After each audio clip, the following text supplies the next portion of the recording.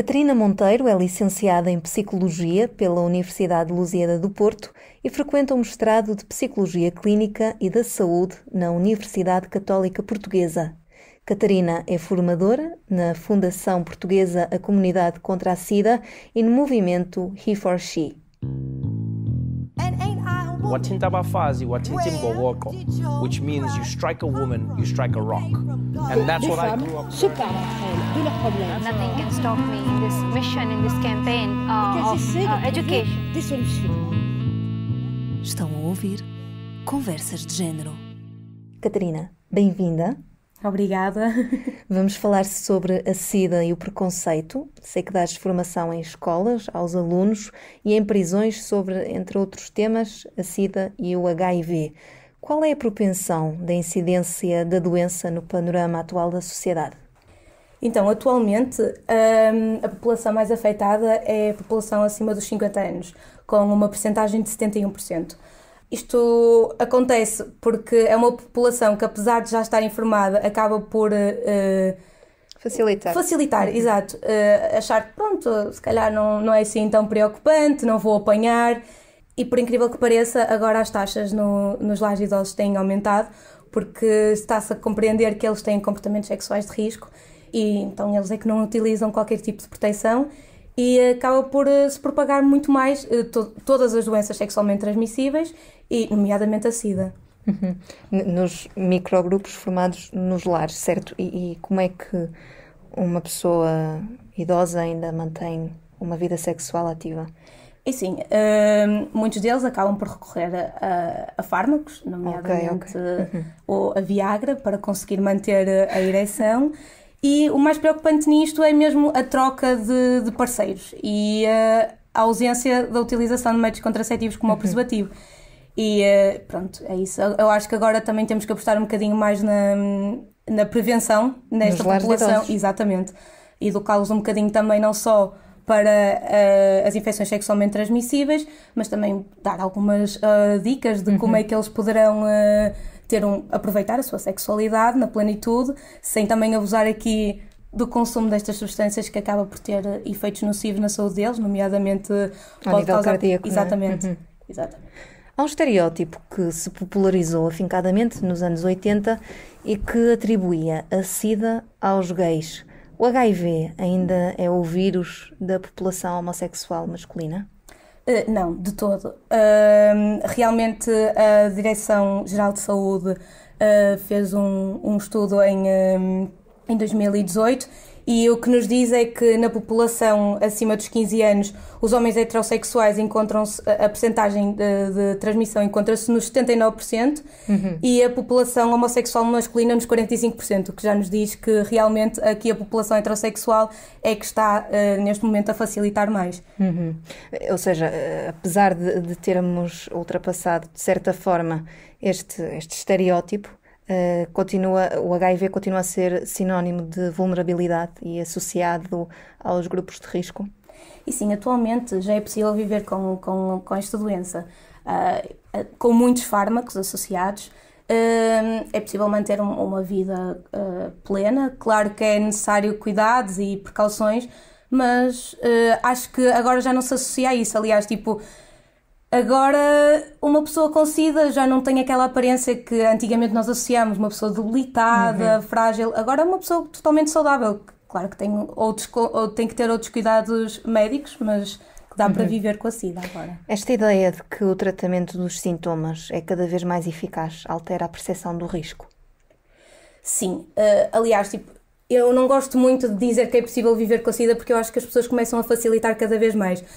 Acho que o importante é prevenir e este projeto em que eu estou inserida visa muito isso, é a prevenção, porque as pessoas ao saber os riscos que correm e como se podem prevenir desses riscos, acho que isto tudo facilita o aparecimento de todas as infecções sexualmente transmissíveis, porque não é só a SIDA, temos a gonorreia, a sífilis, as herpes genitais, entre outros, porque existe uma lista muito ampla.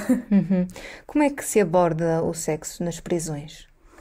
E sim, acima de tudo é com bastante naturalidade, porque eu acho que o sexo é visto ainda na sociedade portuguesa como um tabu. E eu acho que pronto, a principal forma de abordar isto é com naturalidade. E, acima de tudo, estar também disponível a responder às perguntas que fazem.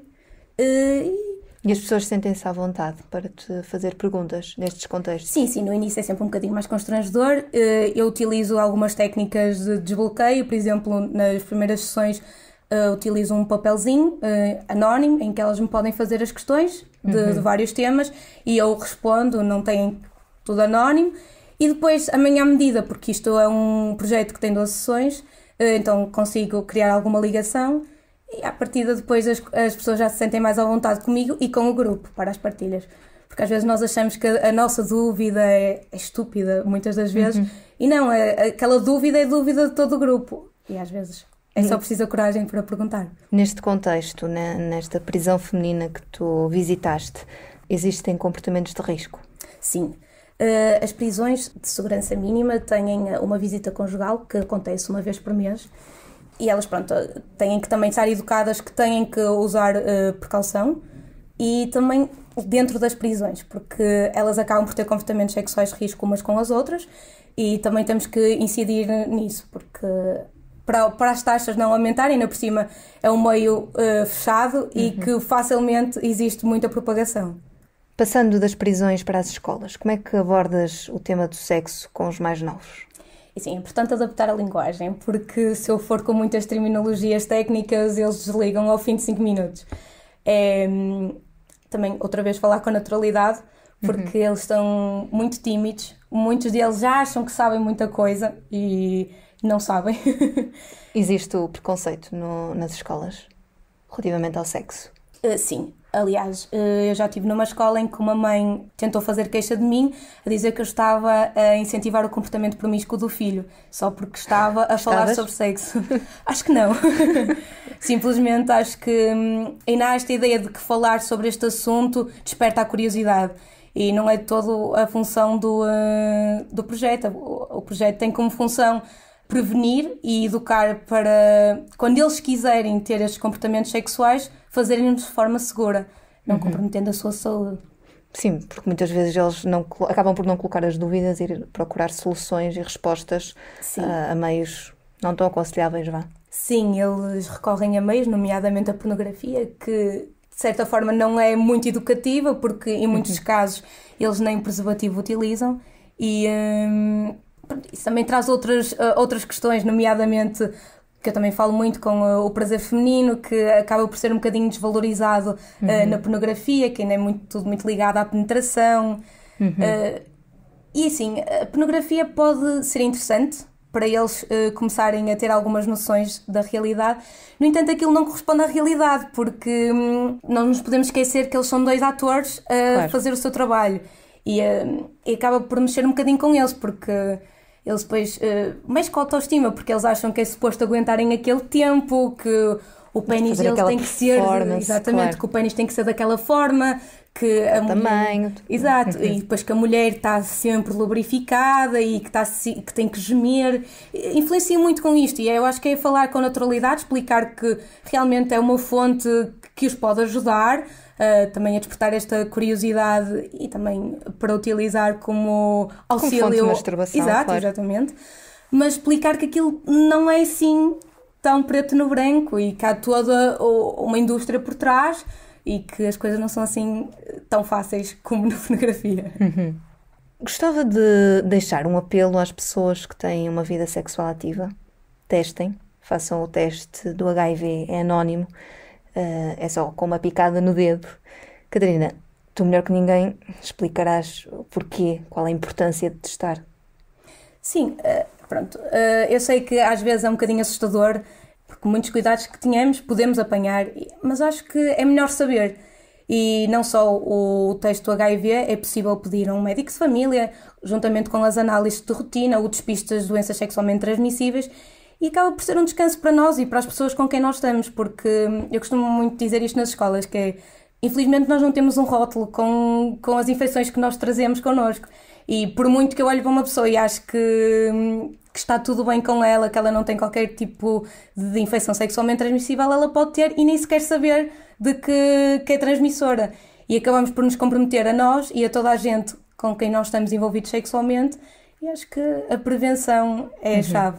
E no caso do HIV, se não quiserem pedir ao médico de família para uma questão de exposição e para manterem o anonimato, podem fazer o teste nas carrinhas. Exatamente, que às vezes estão aqui pela Costuma cidade. estar aqui no centro do Porto, por exemplo, nos Aliados, sim, existe bastante. E sim, para além da testagem, eu também acho que é importante o reforço dos métodos contraceptivos. Para as doenças, para as infecções sexualmente transmissíveis, o único método contraceptivo eficaz é o preservativo feminino ou masculino. Os outros todos é para controles de gravidez indesejadas.